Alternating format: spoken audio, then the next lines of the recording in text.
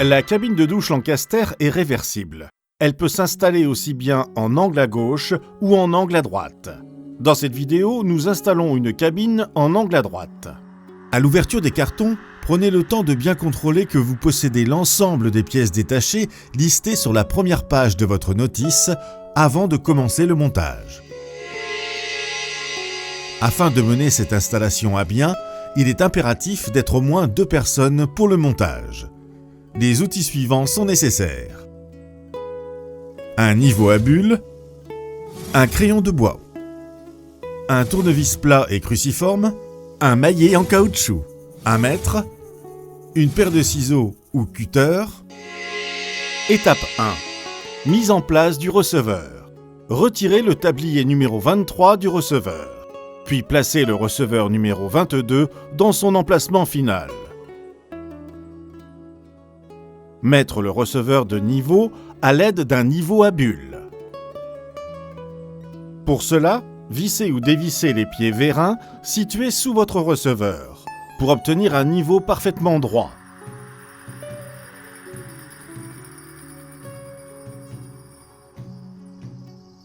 Attention, après la mise à niveau, le pied central doit être mis au contact du sol.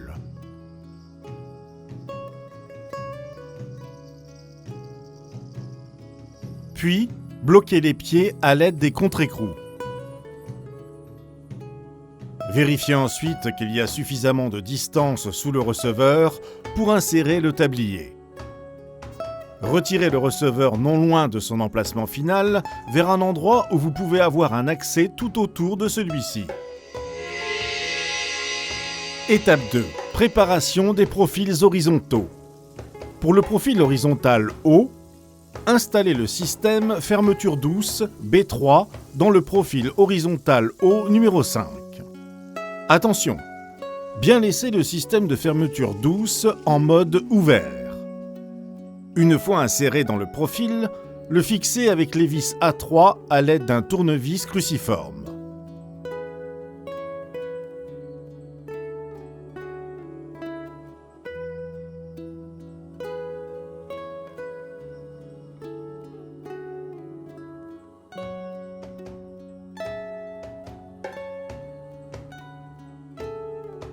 Complétez l'installation en y ajoutant des caches numéro 4 de part et d'autre du système fermeture douce.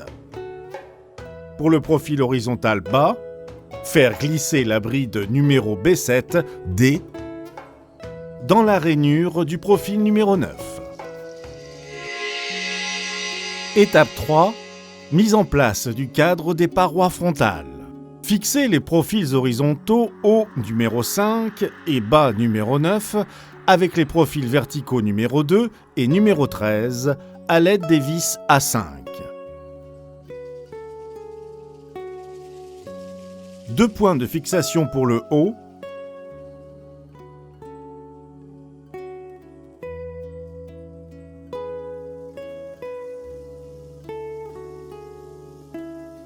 et 1 point de fixation pour le bas.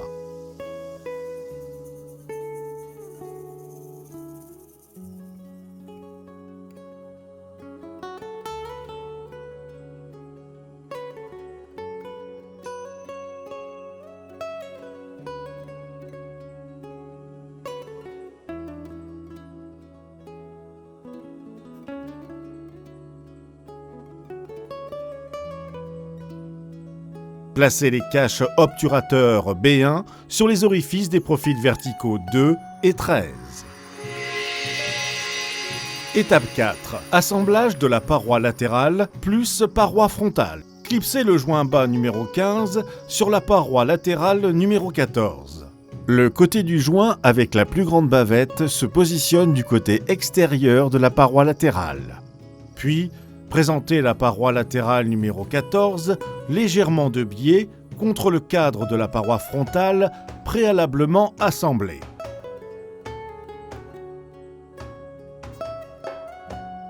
Une fois les 2 profils enclenchés, positionnez le cadre à 90 degrés de sorte à ce que les 2 éléments forment un angle droit, puis posez l'ensemble sur le receveur numéro 22. Clipsez les joints des profils verticaux servant à cacher le vide entre la cabine et le mur. Attention, le joint large numéro 1 se clipse sur le cadre des parois frontales.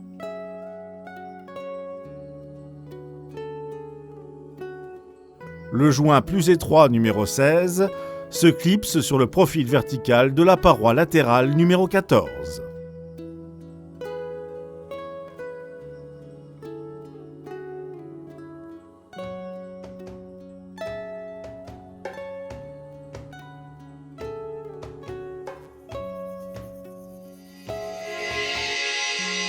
Étape 5. Pose du combiné de douche. Dévissez puis retirez les contre-écrous de serrage, plus rondelles des arrivées d'eau du mitigeur thermostatique numéro 24. Assemblez la barre de douche numéro 25 sur le mitigeur thermostatique numéro 24. Vissez la douchette zénitale inox numéro 28 sur la barre de douche numéro 25. Les éléments de votre combiné de douche sont désormais assemblés. Installez le support de fixation haut de la barre de douche numéro 27 sur la paroi de fond numéro 18 à l'aide d'un tournevis cruciforme. Il ne faut pas trop serrer le support de fixation afin qu'il reste mobile pour le réglage qui suit.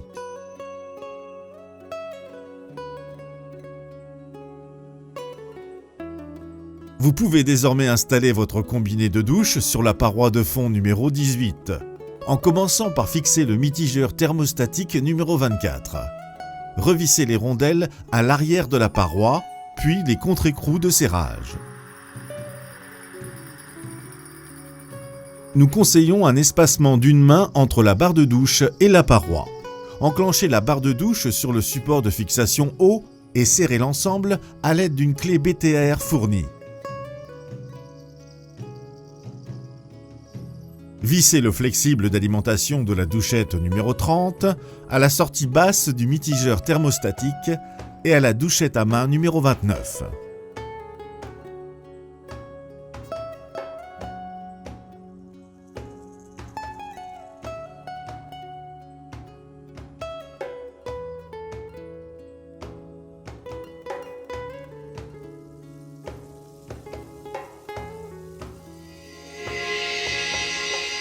Étape 6.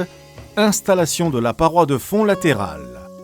Votre paroi de fond numéro 18 ayant son combiné de douche désormais installé, nous pouvons la joindre au reste des éléments composant la cabine. Il est nécessaire d'être 2 personnes pour cette nouvelle étape. La première personne présente la paroi de fond latérale numéro 18 sur le receveur et l'enclenche dans le profil vertical du cadre des parois frontales. Pendant ce temps, la deuxième personne insère un joint de compression numéro 3 dans la gorge du profil sur toute la hauteur à l'aide de l'outil E8 afin d'assurer un bon maintien.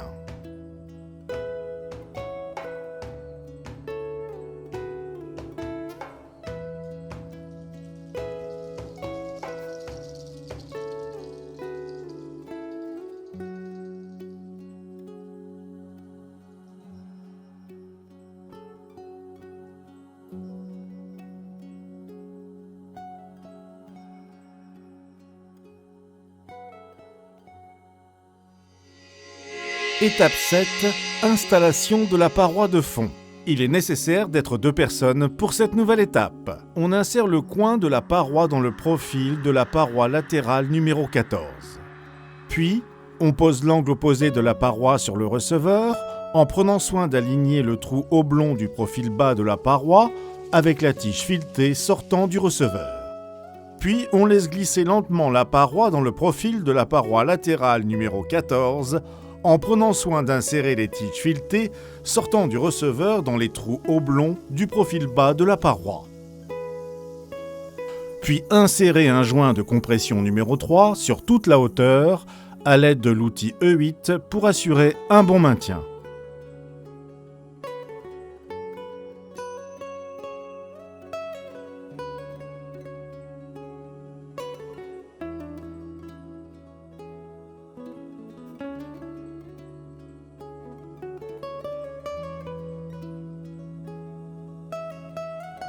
L'autre côté de la paroi de fond numéro 20 doit se connecter à la paroi de fond latérale numéro 18 à l'aide du profil d'angle numéro 19. Pour cela, il faut écarter la paroi numéro 18 de la paroi numéro 20 afin d'avoir la place nécessaire pour positionner le profil d'angle numéro 19. Insérer la paroi de fond latérale numéro 18 dans la gorge du profil d'angle numéro 19, puis insérer un joint de compression numéro 3 sur toute la hauteur à l'aide de l'outil E8 pour assurer un bon maintien.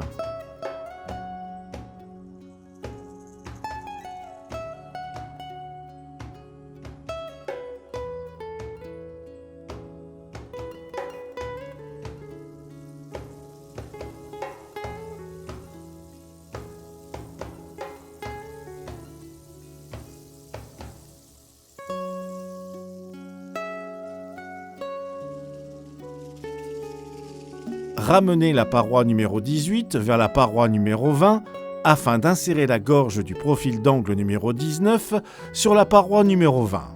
Puis insérez un joint de compression numéro 3 sur toute la hauteur à l'aide de l'outil E8 pour assurer un bon maintien.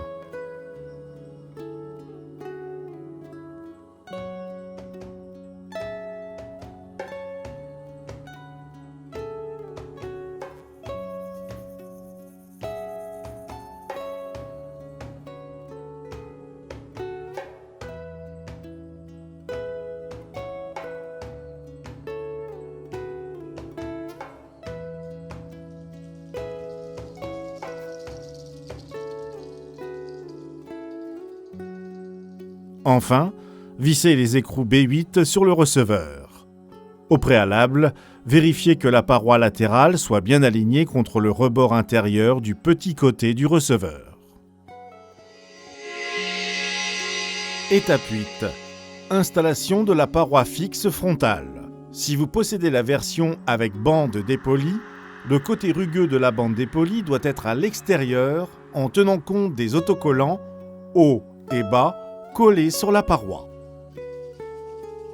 Présentez la paroi fixe frontale numéro 6 dans le cadre prémonté, côté paroi fond numéro 18. Insérez la paroi numéro 6 au fond de la gorge du profil numéro 13.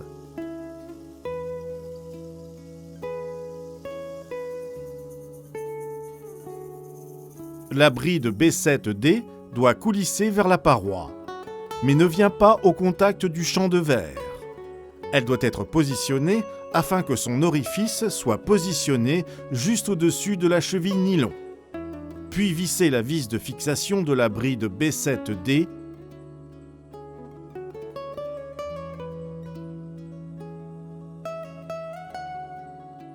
Ensuite, ramenez la paroi fixe contre la bride, insérez le renfort de fixation OB2 de la paroi fixe avec une vis A1 à l'aide d'un tournevis cruciforme, dans un trou déjà percé pour plus de facilité.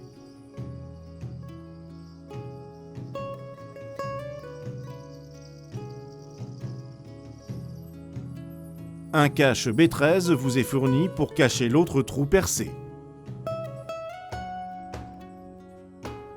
Puis insérez un joint de compression numéro 3 sur toute la hauteur à l'aide de l'outil E8 pour assurer un bon maintien.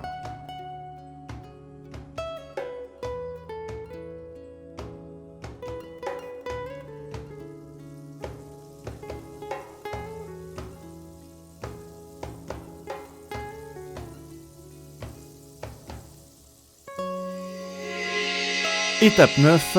Pose du tablier. Vous pouvez désormais déplacer la cabine vers son emplacement définitif. Clipsez le tablier. Ensuite, il vous faut fixer votre cabine au mur avec des pattes métal de fixation murale B10 en 2 points. Un premier point sur la paroi de fond latérale, un autre point sur la paroi de fond. Sur les 2 points, fixez la patte B10 sur le trou oblong de la paroi de fond avec une vis, rondelle, écrou A6. Avec la deuxième partie de la patte B10 en forme de L, placez-la contre le mur. Prenez l'empreinte avec un crayon de bois, puis la retirez, Percez un trou sur l'empreinte, insérez une cheville dans le mur, puis replacez la patte B10 en forme de L en la fixant avec une vis A4 à l'aide d'un tournevis cruciforme. Étape 10.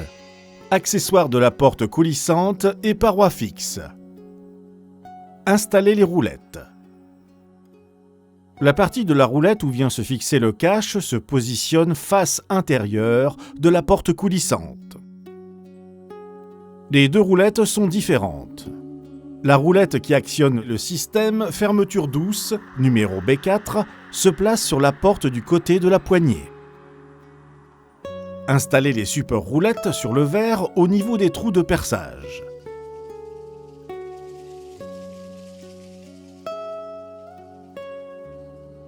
Puis, vissez les roulettes B4 et B5 sur ce support.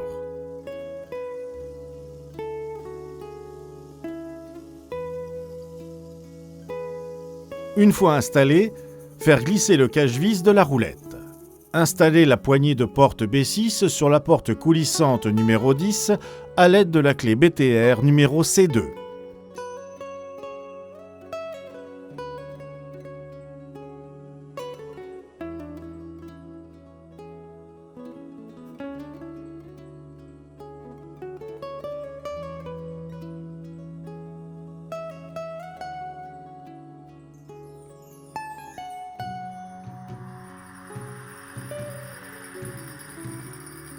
Installez les joints. Installez le joint d'étanchéité numéro 8. Il doit dépasser vers le bas d'environ 1 mm.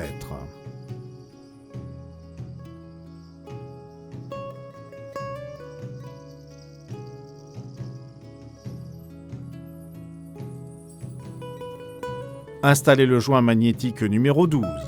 Il doit dépasser vers le bas d'environ 1 mm.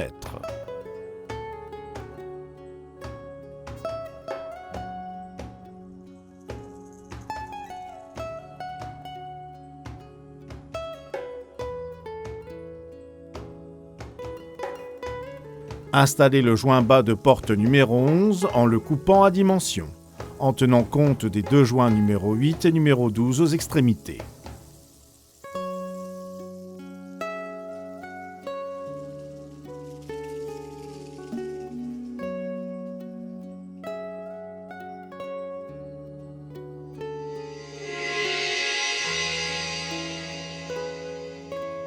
Étape 11. Réglage de fin d'installation. Pour l'installation et le réglage de la porte, il faut positionner le bas de porte dans la bride B7D, puis lever la porte afin de venir placer les roulettes dans le rail. Assurez-vous que la porte coulisse bien en bas par le biais de la bride de fixation numéro B7. Assurez-vous que le système de fermeture douce soit bien en position ouverte, pour que la roulette s'y enclenche bien dedans. Attention, il faut régler les roulettes afin que les aimants se magnétisent correctement. Le réglage permet à la porte d'être à la bonne hauteur. Une porte trop haute sortirait du guide B7. Une porte trop basse traînerait sur le guide B7. Installez le joint d'étanchéité numéro 7 sur toute la hauteur de la paroi fixe en prenant soin de couper le surplus avec un cutter.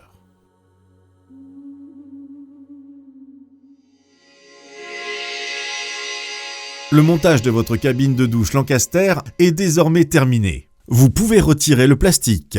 LG Industries vous invite à recycler l'ensemble des cartons utilisés. Merci d'avoir choisi Krone by LG Industries pour votre cabine de douche.